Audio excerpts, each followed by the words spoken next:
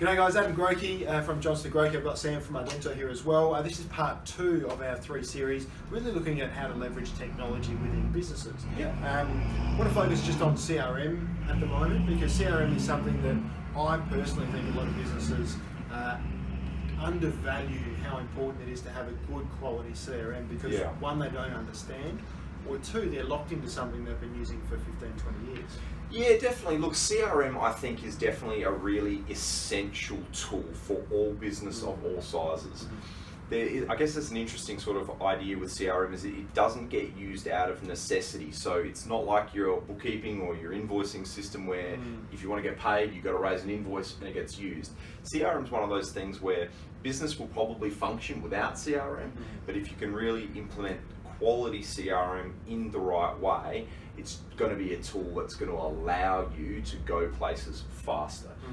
It's definitely an essential tool, and there's a lot of really amazing software around CRM that's available now to really grab hold of and make something of. And what it can do, so a good CRM with automation and collecting data and actually giving you insights into your clients and tracking your pipeline is quite amazing these days. That's right. So look, I think when you're thinking about CRM, and if you think in the traditional sense of managing your business development, your leads, opportunities, and managing that pipeline, it creates visibility. It brings things to the surface. So every salesperson's busy. They're making a lot of connections. They're making a lot of phone calls. They're sending a lot of emails. And it doesn't matter how great a salesperson you are, things are going to slip through the cracks. And if you religiously use a CRM to properly track those business development activities, it's going to allow you to really be able to hone in and do effective follow-ups. So follow up with people at the right time. It's going to understand what things need action today, and I'm spending time in the right areas. And I think that's really one of the easy things that CRM can do. And then the automation around allowing some of these follow-ups to even happen unattended. These are sorts of things where you can go with CRM as well. And an example of that is if you're prospecting a cold prospect, you may only call them once every couple of months, but you've put them on a campaign or a program that's going to be pushing out useful information to them through your CRM if they've been categorized correctly. And I think being able to, if you are doing something like that, you aren't going to necessarily remember that individual if you're not dealing with them all of the time, and that's just human nature. But then being able to look back and see the communication, see how they're interacting, maybe with a marketing campaign or maybe with some other the phone calls, whether you are calling them too often or not enough. All of this information, having it front of mind, is really going to allow you to really be a better business development individual, follow up more effectively, and hopefully close more deals. So that's really what it's going to empower you to do. So definitely, if you're starting with anything, at least getting a CRM to manage your leads and your sales pipeline is an essential step. So Sam, I'm a business owner watching this, and I'm going, look, this all sounds fantastic. Sure. How do I know I'm going to be making the right decision, or how do I go? What's the right process to go through to choose the right CRM? Yeah, so that's a good question, and I think keeping things simple to start with is essential. So we want to make sure that we're not getting too caught up in all of the bells and whistles, and there's get pretty distracting. There's amazing functionality out there. Implementing software, CRM, and in fact all business software is a marathon. It's not a sprint. So we're not going to grab the best of breed software with all of the bells and whistles and expect that my business is going to adopt that. We need to break it down into the real critical areas and work out what's going to give us some bang for buck, some ROI early on. Then we can always expand on that. So one thing you want to make sure is the software that you're going to be adopting, is it right for my business now? Is it also going to be right for my business in 1 to 10 years time? Has it got scalability? Because we want to grow and we want to keep progressing, so we don't want to be changing software too often, because that's pain as well. So these are some of the things to think about. Accessibility. Can I get, is it cloud resi? Is it got really great mobile app?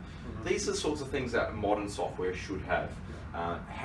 How many people are using it? Is this a serious player in the market? We don't want to get too niche with software. I think there's danger in that. I think we want to find software that we know is right, and if it's working in other businesses, chances are it can work in yours as well. So these are just some things to think about when trying to find a great CRM software. Is it also fair to say that you need to decide as well, are you buying an off-the-shelf solution that forces you to follow a process that's proven, or how much customization do you want? Is that a decision point? Definitely flexibility, right? So, and I think that sort of plays to that concept of is it right now and is it right in the future, because we're likely going to change our course throughout the course of business, and we want to know that the system's got some flexibility in there to be able to change and adapt accordingly.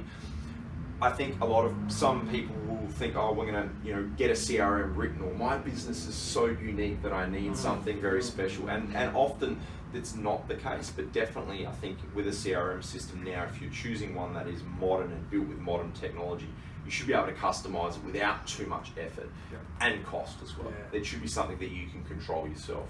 If you have to break out the software developers to add some functionality, it's probably the wrong system. One thing that I look at with our CRM is the differences between, and this would be really interesting to get your thoughts on this, but a sole trader that's out there and they're just using it themselves versus someone that's got, or looking to have, say, 10 salespeople that are using it. Yeah, sure. So when you're talking about systems that need to scale and have a big user base, there's going to be considerations around security. So can I section off the system into certain areas? Can I control what people can and can't see? Can I give them the accessibility and have things viewed in a team sense? And does it foster collaboration? So we want to make sure that if we have a team, that the software is built with the teams in mind, and not a single user system that's going to really sort of start to pigeonhole, and you find that some of those things aren't really focusing on collaboration. So definitely, is it great for the individual user, but is it really going to foster team environment as well? I think if multiple people are using it and they're enjoying the use of the software and it's helping them, then it's going to give benefit for the business. They're going to use it correctly, and then you're going to get some of the output that you want as well. Let's just get people a little bit excited with the bells and whistles that can come Sure. with CRM. What are some examples of that? Yeah, great. So I think if I'm sort of reflecting on what we're talking earlier about, like trends for 2019, and that you're going to see a lot of AI, especially in CRM software, so artificial intelligence. I'm not talking robots. I'm talking things like artificial intelligence assistants. So these are things that can look at the data that's in your CRM and tell you, is it the best time to call this person? What times of the day should I be doing this? We've got things in social media systems that can analyze your engagement across your social platforms and give you times of when to post. Who's going to get the most likes in this sort of scenario? What predict sort of possibility of lead conversion? These sorts of AI concepts are making their way into software now. Also, chatbots is a huge thing as well, so you're going to start to see these sorts of things now. We want to be able to communicate with people online. Maybe we don't always need someone behind the keyboard. Maybe we can build in some chatbots and ways to be able to get some information to our customers or potential customers 24/7. These are just a few. I think you're going to see a lot more increased mobility, a lot more accessibility as well, focusing on not really losing experience when transitioning to a mobile device.